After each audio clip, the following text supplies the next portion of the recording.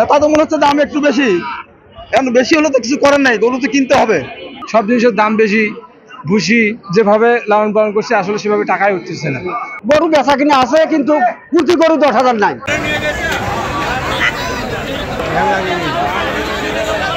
আমি হাটে আসছি, গরু দেখতেছি, তো গরুর দাম গতবারের তুলনায় এবার একটু বেশি। বেশির পিছনে কারণ হচ্ছে গরুর খাদ্যের দাম তো অনেক বেশি, যার কারণে গরুর দাম বেশি। আর গরুর দাম কম হলে ক্রেতাদের জন্য, আমাদের মতো ক্রেতাদের জন্য অনেক একটা সুবিধা হতো। না, তা তো মনে হচ্ছে দাম একটু বেশি। এখন বেশি হলে তো কিছু করার নাই, গরু তো কিনতে হবে।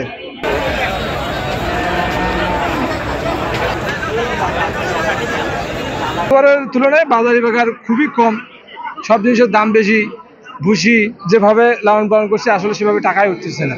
ধানের দাম কম, সব জিনিসেরই দাম কমবে। এই যে খাসি আছে, এরকম খাসি মাত্র 8,000 9,000 টাকা করে দাম করে।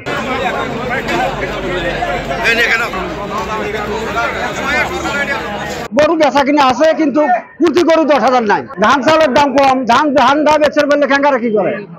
বাজার খারাপ, বর্ষার দিন, যার কারণে আমার গরু বেচা কিনে কম হচ্ছে।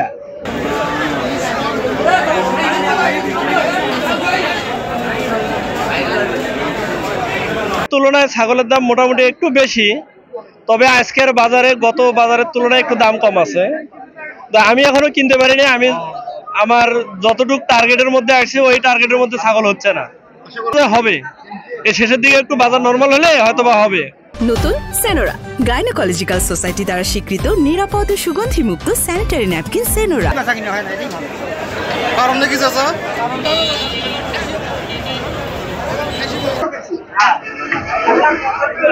দাম দর তো দিচ্ছে না।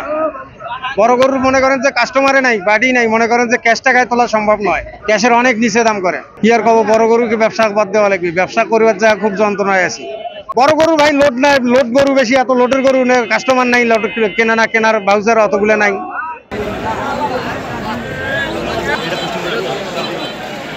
আমাদের গাইবান্ধা জেলায় মোট 25টি হলো স্থায়ী হাট আর 16টি হলো অস্থায়ী হাট আছে। প্রতিটি হাটের মধ্যে আমাদের ভেটেরিনারি মেডিকেল টিম আছে, তারা সবসময় মানুষের সহজতার জন্য কাজ করে যাচ্ছে। আমি গতকাল ভরতখালী যে একটা হাট আছে সাগাটা, সেটা আমি পরিদর্শন করেছি। সেখানে আমাদের লোকজন মানুষকে যতটুকু পারে সাহায্য করার চেষ্টা করতেছে। বিশেষ করে বেশিরভাগই ওখানে কাজ করতেছে যে কিছু গাভী আছে, গাভীগুলো প্রেগনেন্সি টেস্ট করার জন্য অনেকে নিয়ে আসতেছে। ওইটা হলো মূলত কাজ। আর হলো কোনো অসুস্থ গরু যদি নিয়ে আসে সেটাকে আমরা প্রতিরোধ করার চেষ্টা করতেছি। আমি আশা করি আমাদের গাইবান্ধা জেলায় আসন্ন যে কুরবানি ঈদ আসতেছে, এখানে গরু সংকট হবে না। উদ্বৃত্ত গরু আমাদের এই গাইবান্ধা জেলা থেকে বিভিন্ন জায়গায় ছড়িয়ে যাবে এবং অন্যান্য জেলা চাহিদা পূরণ করবে বলে আমি বিশ্বাস করি।